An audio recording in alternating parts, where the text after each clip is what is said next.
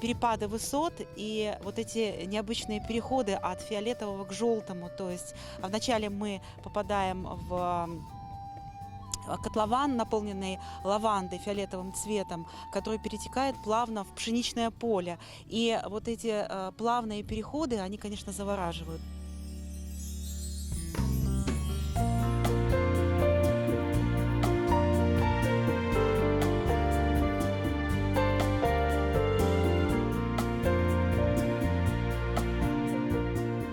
Убирать лаванду, так как это эфиромасличная культура, надо с утра до жары. После жары все эфирные масла уже испаряются, и это просто трава.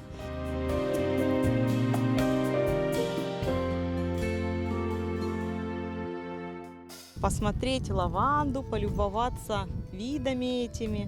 Ну вот, собрались всей семьей и приехали. Очень-очень довольна, так красиво, такой запах. Когда я приехала, мы переехали сюда, первое, что мы увидели, это было в 1995 в конце 1994 года.